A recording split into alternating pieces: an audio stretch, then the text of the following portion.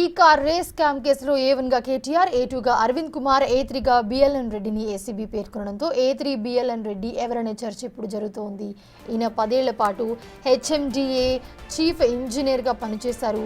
టెండర్ల ప్రక్రియతో పాటు సొమ్మును పక్కదారి పట్టించేది బిఎల్ఎన్ రెడ్డియే అన్న ఆరోపణలు కూడా ఉన్నాయి. ఇప్పుడు A2 అరవింద్ కుమార్ ఏం చెప్తే అది చేసేవారని భారీగా అవినీతికి పాల్పడి 2,000 కోట్ల రూపాయలు వెనకేసుకున్నారని కూడా అంటూ ఉన్నారు. అయితే అక్రమార్జనను రియల్ ఎస్టేట్ సంస్థలోకి మళ్లించి కొడుకు ద్వారా భూములు కొని బ్లాక్ మనీ అంతా వైట్ చేసుకున్నారనే ఆరోపణలు కూడా ఉన్నాయి. సో రిటైర్ అయ్యాక కూడా బిఎల్ఎన్ రెడ్డిని కేసీఆర్ సర్కార్ కొనసాగిస్తే కాంగ్రెస్ అధికారంలోకి వచ్చాక ఆయన సైలెంట్గా సైడ్ అయిపోయారు.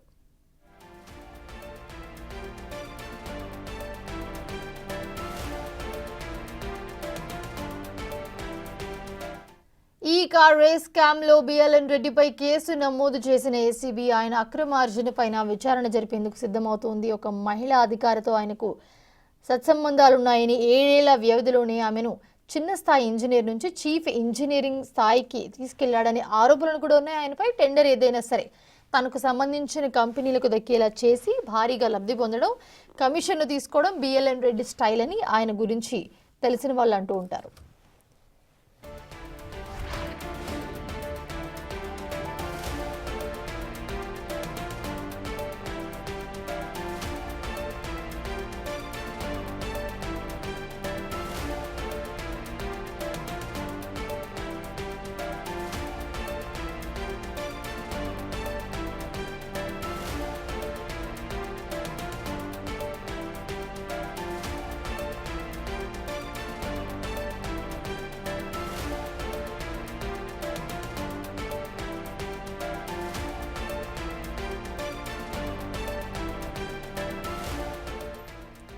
అయితే మొత్తంగా చూసుకుంటే గనక ఆయన అక్రమాల్లో ఎవరెవరికి ఎంత వాటా ఉందో తేల్చేందుకు అధికారులు అయితే సిద్ధమయ్యారనే చర్చ జరుగుతోంది. So BLN Reddy care of address తెలుసుకునే పనిలో ఇప్పుడు అధికారులు ఉన్నారు.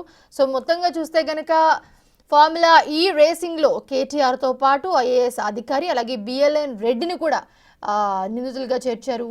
సో దాంట్లో A1గా కేటీఆర్, A2గా అరవింద్ అలాగే A3గా బిఎల్ఎన్ రెడ్డి ఉన్నారు. సో బిఎల్ఎన్ రెడ్డి ఎవరు, ఆయన దీంట్లో ఏం చేసేవారు, ఆయన కింద ఎవరున్నారు, ఆయన ఏమేం పనులు చేశారు, సో అవన్నీ కూడా ఏసీబీ అధికారులు ఇప్పుడు బయటకు తీయబోతూ ఉన్నారు.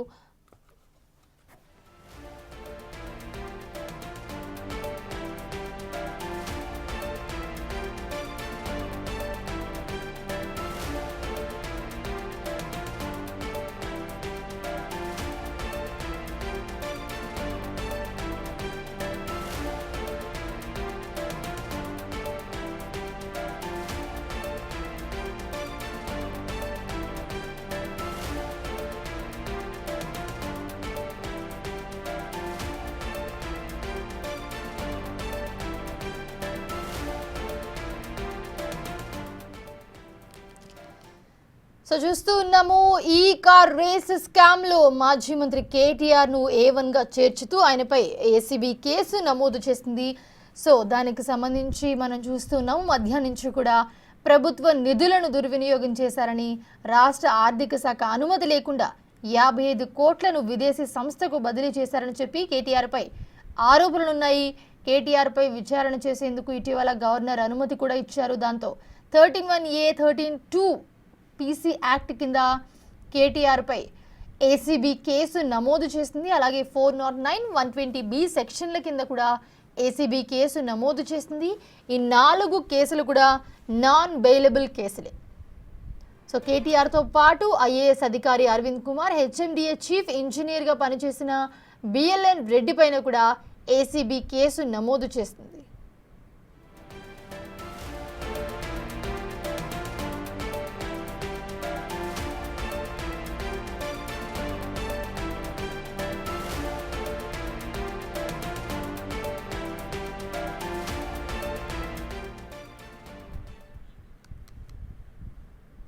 సో అండ్ అలాగే ఈ కార్ రేస్ స్కామ్ కేసులో ముఖ్యంగా చూసుకుంటే A1గా కేటీఆర్, A2గా అరవింద్ కుమార్, A3గా బిఎల్ఎన్ రెడ్డిని అయితే ఏసీబీ పేర్కొనింది. దీంట్లో A3గా ఉన్న బిఎల్ఎన్ రెడ్డి ఎవరనే చర్చ మొదలైంది ఇప్పుడు అందరిలో కూడా. ఈయన 10 ఏళ్ల పాటు హెచ్ఎండిఏ చీఫ్ ఇంజనీర్గా పనిచేశారు.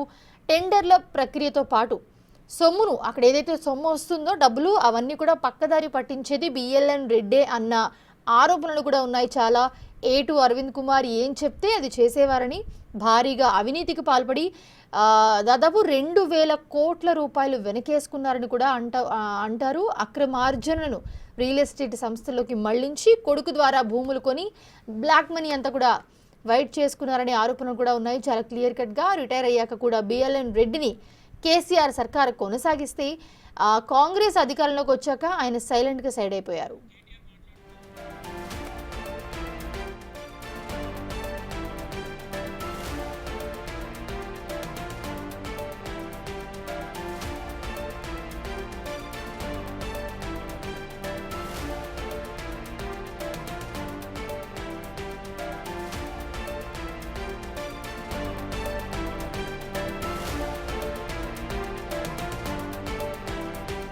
అండ్ అలాగే ఈ కార్ రేస్ స్కామ్ లో బిఎల్ఎన్ రెడ్డిపై కేసు నమోదు చేసిన ఏసీబీ ఆయన అక్రమ ఆర్జన పైన కూడా విచారణ జరిపేందుకు సిద్ధమవుతోంది. ఒక మహిళా అధికారితో ముఖ్యంగా చూసుకుంటే ఈయనకు సత్సంబంధాలున్నాయని, 7 ఏళ్ల వ్యవధిలోని ఆమెను చిన్న స్థాయి ఇంజనీర్ నుంచి చీఫ్ ఇంజనీర్ స్థాయికి తీసుకెళ్లాడనే ఆరోపణలు కూడా ఉన్నాయి. టెండర్ ఏదైనా సరే తనకు సంబంధించిన కంపెనీలకు దక్కేలా చేసి భారీగా లబ్ధి పొందడం, కమిషన్లు తీసుకోవడం బిఎల్ఎన్ రెడ్డి స్టైల్ అని ఆయన గురించి తెలిసిన వాళ్ళు అంటూ ఉంటారు. గత 10 ఏళ్లలో హెచ్ఎండిఏలో జరిగిన అవినీతికి బిఎల్ఎన్ రెడ్డి కేర్ ఆఫ్ అని, ఆయన అక్రమాల్లో ఎవరెవరికి ఎంత వాటా ఉందో తేల్చేందుకు అధికారులు సిద్ధమయ్యారని చర్చ జరుగుతోంది.